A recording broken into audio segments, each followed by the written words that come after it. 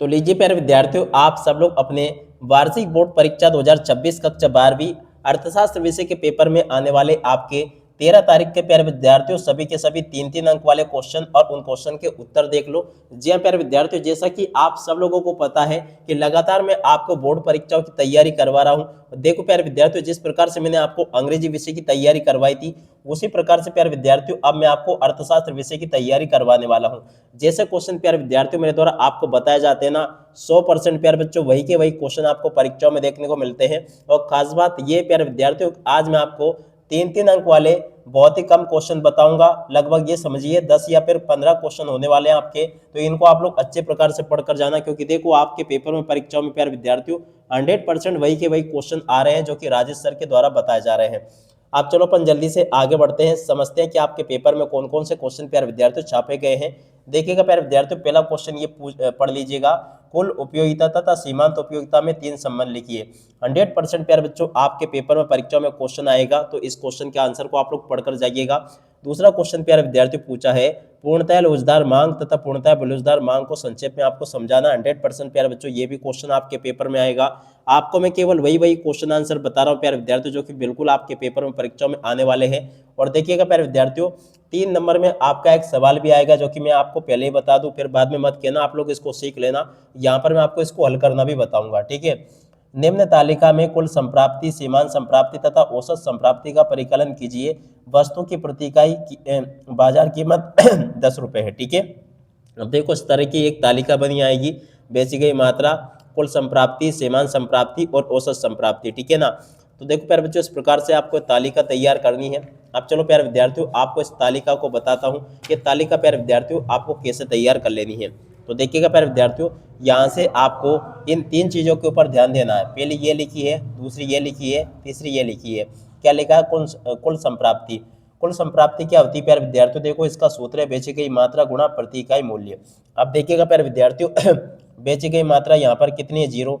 अगर 0 में हम 10 का गुणा करेंगे तो 0 होगा और अगर देखो 1 में अगर हम 10 का गुणा करेंगे तो देखो प्यारे विद्यार्थियों 10 आ जाएगा। 2 में अगर हम 10 का गुणा करेंगे तो 20 होगा।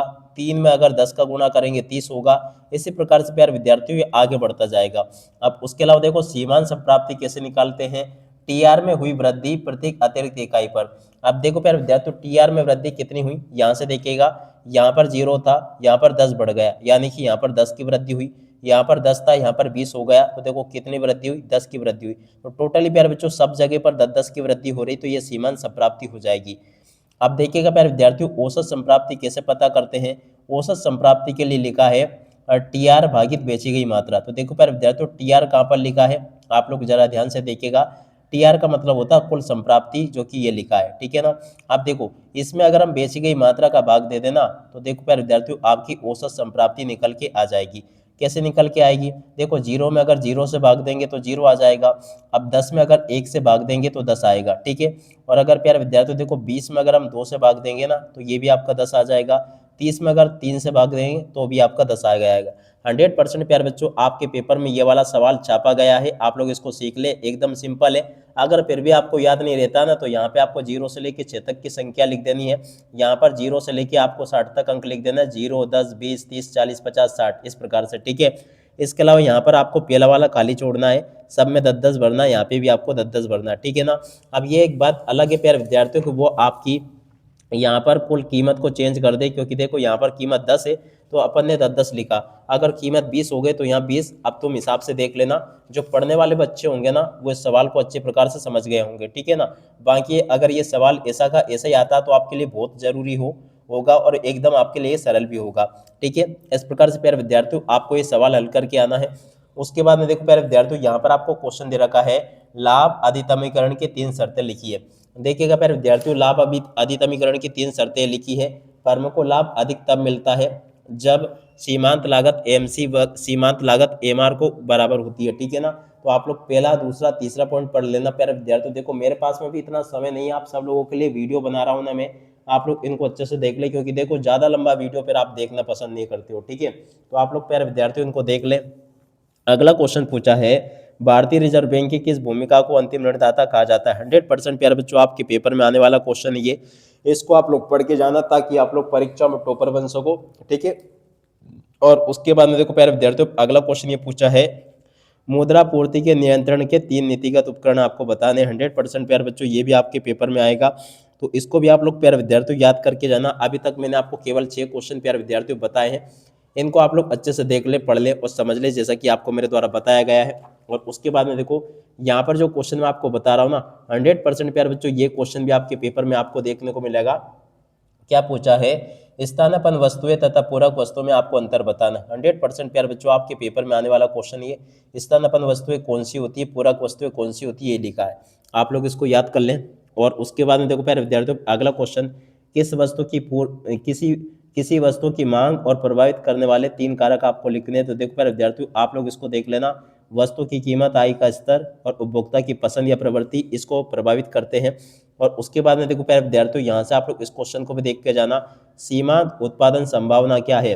देखिएगा प्यारे विद्यार्थियों 100% आपके पेपर में क्वेश्चन आएगा, तो इसलिए आप लोग इसको अच्छे से याद करके जाना। और उसके बाद में देखो अगला क्वेश्चन ये पूछा है, सकारात्मक आर्थिक विश्लेषण से आपका क्या अभिप्राय है। 100% प्यारे विद्यार्थियों आपके पेपर में क्वेश्चन आपको देखने को मिलेगा, तो इसको भी प्यारे विद्यार्थियों आप लोग इस क्वेश्चन के उत्तर को देख कर जाना, पूरा का पूरा समझ के जाना, ताकि प्यारे विद्यार्थियों आपको ये अच्छे प्रकार से समझ में आ सके और आप सब लोग अपनी परीक्षा में टॉपर बन सको, ठीक है। और उसके बाद में देखो प्यारे विद्यार्थियों अगला क्वेश्चन ये लिखा है, बाजार संतुलन की व्याख्या कीजिए। देखिएगा प्यारे विद्यार्थियों बाजार संतुलन की व्याख्या इस प्रकार से आपको करनी है, ये लिखा पूरा का पूरा क्वेश्चन और इस क्वेश्चन का उत्तर जो कि मैंने आपको बता दिया। अब उसके बाद में चलो प्यारे विद्यार्थियों अपन आगे बढ़ते हैं, यहाँ तक के इन क्वेश्चन को देख लो आप लोग। यहाँ पर आपके पेपर में क्वेश्चन पूछा है, फर्मों की एक स्थिर संख्या के होने पर पूर्ण प्रतिस्पर्धी बाजार में कीमत का निर्धारण किस प्रकार होता है, व्याख्या कीजिए। 100% प्यारे बच्चों आपके पेपर में क्वेश्चन छपेगा, आप लोग इसको पढ़ के जाना। और उसके बाद में देखो प्यारे विद्यार्थियों अगला क्वेश्चन ये लिखा है, प्रभावी मांग क्या है। इस क्वेश्चन के उत्तर को प्यारे बच्चों आप लोग पढ़ के जाना, ये भी मैंने आपको बता दिया। और उसके बाद में देखो प्यारे विद्यार्थियों यहाँ पर आप लोग इसको देख कर जाइएगा, मितव्ययिता के विरोधाभास की व्याख्या कीजिए। 100% प्यारे विद्यार्थियों आपके पेपर में ये वाला क्वेश्चन भी आपको देखने को मिलेगा। और उसके बाद में चलो अपन आगे बढ़ते हैं, अगला क्वेश्चन पढ़ लेते हैं, क्या दे रखा है, खुली अर्थव्यवस्था स्वायत्तता व्यय खर्च गुणांक बंद अर्थव्यवस्था के गुणांक की तुलना में छोटा क्यों होता है। 100% प्यारे विद्यार्थियों आपके पेपर को इस प्रकार से पूछा जाएगा जैसा कि आपको मैं बता रहा हूँ। उसके बाद में देखो प्यारे विद्यार्थियों अगला क्वेश्चन, विनिमय दर के निर्धारण के कोई 3 बिंदु लिखिए। 100% प्यारे बच्चों आपके पेपर में परीक्षा में क्वेश्चन आएंगे जो कि आपको मैं बता रहा हूँ। ठीक है, यहाँ तक कि प्यारे विद्यार्थियों सभी के सभी क्वेश्चन और उन क्वेश्चन के उत्तरों को देख लीजिएगा। उसके बाद में देखो यहाँ पर इस प्रकार से प्यारे विद्यार्थियों मेरे द्वारा आपको क्वेश्चन बताए जा रहे हैं जो कि बिल्कुल आपके पेपर में डेफिनेटली 100% छप चुके हैं। आप चाहे इसे मानो चाहे मत मानो, मगर जो पढ़ने वाले बच्चे हैं ना और जो हमारे रेगुलर वीडियो देखने वाले बच्चे हैं उनको पता है कि राजेश सर जो क्वेश्चन बताते हैं ना 100% परीक्षाओं में जरूर आते हैं, ठीक है ना। तो इसलिए प्यारे विद्यार्थियों आप लोग इनको अच्छे से देख कर जाना। 17वां क्वेश्चन प्यारे विद्यार्थियों ये पूछा है। 18वां क्वेश्चन प्यारे विद्यार्थियों देखो ये दे रखा है, सरकार के किन्हीं 3 उद्देश्यों को प्यारे विद्यार्थियों आपको लिखना, क्या लिखना, सरकारी बजट के किन्हीं 3 उद्देश्यों को। क्या है, वित्तीय प्रबंधन, सामाजिक न्याय और आर्थिक स्थिरता, ठीक है। और उसके बाद में देखो प्यारे विद्यार्थियों यहाँ से इसको देख कर जाना, भुगतान संतुलन के चालू खाते की कोई 3 मदें आपको लिखनी है, तो इसको भी आप लोग देख कर जाना। और उसके बाद में देखो प्यारे विद्यार्थियों आगे आपके पेपर में ये क्वेश्चन पूछे हैं, देख सकते हो, विदेशी विनिमय दर को प्रभावित करने वाले कोई 3 तत्वों का वर्णन आपको करना है, ठीक है ना। तो इन क्वेश्चन के उत्तर को प्यारे विद्यार्थियों देख कर जाना। अर्थव्यवस्था की केंद्रीय समस्याओं को प्यारे विद्यार्थियों विवेचना आपको करनी है। तो चलो प्यारे विद्यार्थियों आपको मैं अर्थव्यवस्था की केंद्रीय समस्या की विवेचना भी बता देता हूँ। तो प्यारे विद्यार्थियों ये लिखिए, 100% आपके पेपर में छप चुका है क्वेश्चन ये, क्या उत्पादन करे, किस उत्पादन करे, किसके लिए उत्पादन करे, ठीक है। और उसके बाद में देखो प्यारे विद्यार्थियों यहाँ से इन प्रश्नों को पढ़ते हैं, केंद्रीकृत योजनाबद्ध अर्थव्यवस्था, समाजवादी एवं बाजार अर्थव्यवस्था, पूंजीवादी में कोई 3 भेद बताइए, ठीक है। और अब अगला क्वेश्चन प्यारे विद्यार्थियों पढ़ते हैं, क्या दे रखा है, यहाँ पर आपके पेपर में प्यारे विद्यार्थियों क्वेश्चन दे रखा है 23वां, इसको आप लोग पढ़ के जाना। 100% प्यारे बच्चों आपके पेपर में ये क्वेश्चन आएगा। और इसके अलावा देखो प्यारे विद्यार्थियों निम्न अनुसूची में अज्ञात राशि को आपको ज्ञात करना, ये भी आपके पेपर में परीक्षा में प्यारे विद्यार्थियों पूछा जाएगा। तो इस क्वेश्चन के आंसर को प्यारे विद्यार्थियों आप लोग पढ़ के जाना, ये भी मैंने आपको बता दिया।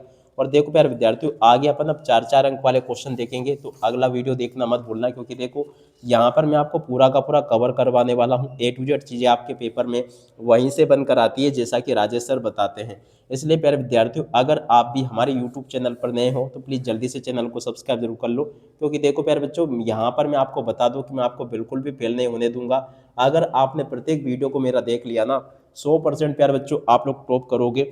अब इसी के साथ में इस वीडियो को यहीं पर पूरा करते हैं। नमस्कार, जय हिंद, जय भारत।